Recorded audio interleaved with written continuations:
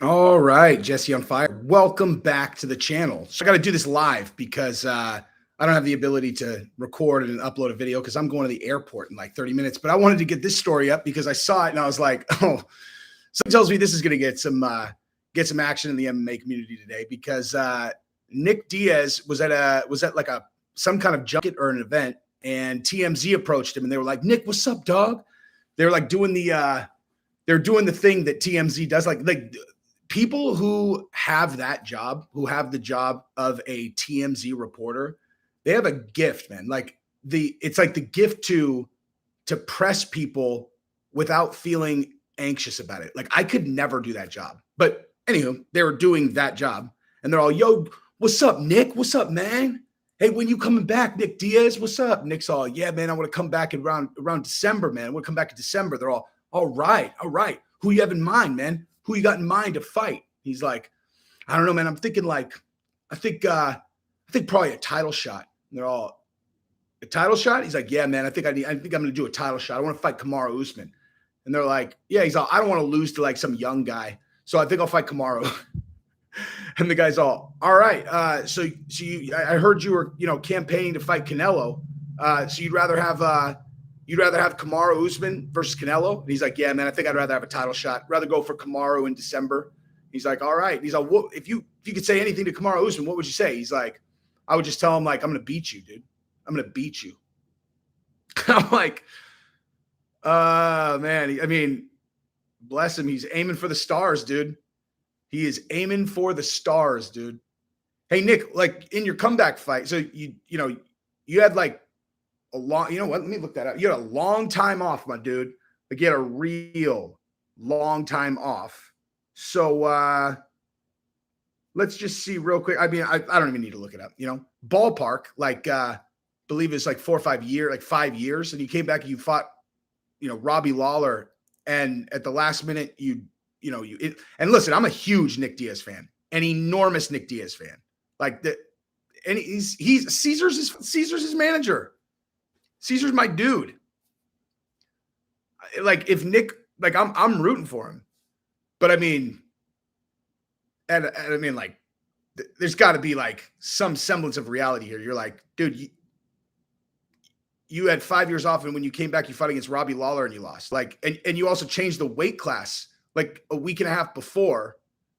Like, dude, like in what universe are you gonna get a title shot against Kamaru Usman?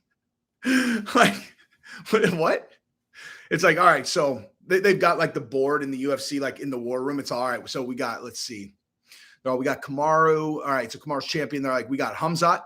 Okay, we could do Hamzat. We could do Colby again. We could do a title eliminator there. They're all, we got Connor coming back. Connor wants to fight, let's see who else we got. We got Leon Edwards. He's certainly in line. They're all, hey, Nick Diaz wants a title shot. They're all, did you say Nick Diaz? Dude, Kamaru and Ali Abdelaziz are probably like, dude. They're like, yo, can we weigh in on this? Because I think our preference would probably be Nick Diaz. Like, I think we would love to go with Nick Diaz. Because that dude, that would be like, that's like, that, in all honesty, like this situation is obviously kind of ridiculous. But at the same time, it's like it's a perfect microcosm of understanding what it's like to be the champion. Because bottom line, if you stick five fight bout agreements in front of Kamaru, and it's like, Nick Diaz, Leon Edwards, Hamzat Chimaev, Colby Covington, which do you think he's taking?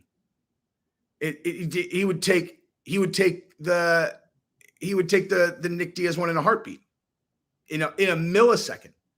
Because it's going to sell the most pay-per-views and it's the lowest risk.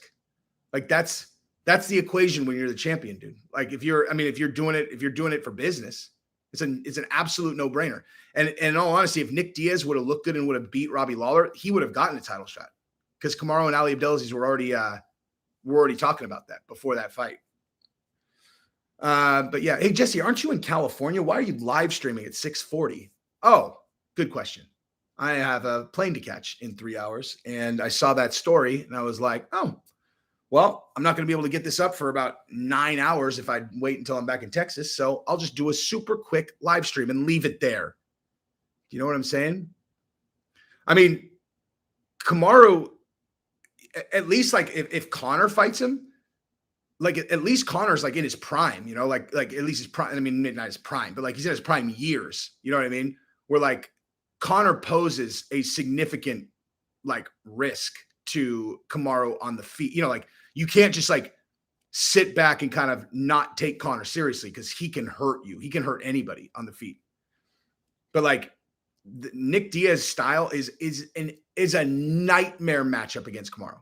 Like that's a night. Like Kamaru is the worst possible matchup for Nick Diaz. The absolute worst possible matchup. There is nobody at 170 that would be a worse matchup for him than Kamaru. I mean, I know that sounds ridiculous because Kamaru is the champion and he beats everybody, but I mean stylistically, like you're not going to volume Kamaru down. You're like you'll come with that volume. He'll just take you down and he'll throw an elbow through your face, you know, about once a second for, you know, until you're like, okay, I've had enough, you know. But I mean, what GSP did to Nick, yeah, I mean, like GSP did that to Nick, but that was when Nick was still like, you know, prime Nick Diaz. He's 38, dude. He's 38. You know, like 38 in fighter years is creeping up there, dude. And I mean, depending on the person, you know, really depends on the person. It depends on their genetics. It depends on how they've treated their body. It just, you know, there's a lot of things that factor. It depends on how much punishment they've taken throughout their career. You know, Nick took a lot of punishment throughout his career, and then he took 5 years off and he partied, you know. And you're going to have a real, I mean, regardless of who he fights, like even assuming that he does come back in December, regardless of who he fights, you're going to have a tough time convincing people that he's going to be super focused on a fight camp and then he's going to come in really good shape, because we saw that movie and he wasn't. And now everyone's just acknowledged afterwards. They're like, yeah, he just like wasn't training, you know? And I understand that. Like, I'm not throwing rocks at him at all. I'm really not, because I talked about this in one of my other videos recently where I was saying, like, when a guy gets to that age, it's like when a person, you know, the Diaz brothers are different. I will acknowledge that, like, their journey is different. It's not like a lot of these guys. Like, a lot of these guys, they are chasing after a title. They're chasing after glory. Like, that really is what it's about for them. And that is not, it doesn't, that's, the Diaz brothers are wired different than these guys, you know. But at the same time, when you know you've only got a handful of fights left and you're not really fighting for anything, you know, I used the OSP and Shogun Hua fight as like the example from 274, where it's like, man, it's gonna be so hard to get up to train for that, where you're like, what am I doing? You know, like, I got a few more fights. I'm not gonna fight for the title. And in the back of your mind, you know, if you're relying on the money, you know, this is one of your last paychecks. And so you've got this crushing anxiety that's just like pressing down on you the whole time that you're training, where you're like, man, and you're also like, man, I got to get my win bonus. And simultaneously you feel super unmotivated because you're just, I don't know, man, that's gotta be super hard. And so Nick being 38, I totally understand. He's been off for 5 years and he's just like, come back. It's gotta be crazy hard to be like focused and in like training camp. Like, dude, watch Michael Chandler's training camp. That's training camp, you know. And to expect guys to be able to put that level of effort and focus into a camp when they know that, you know, the fire's not there anymore and they're just doing it for a paycheck, it's just like, it's got to be incredibly, incredibly challenging. But yeah, I don't know. That's basically what I got.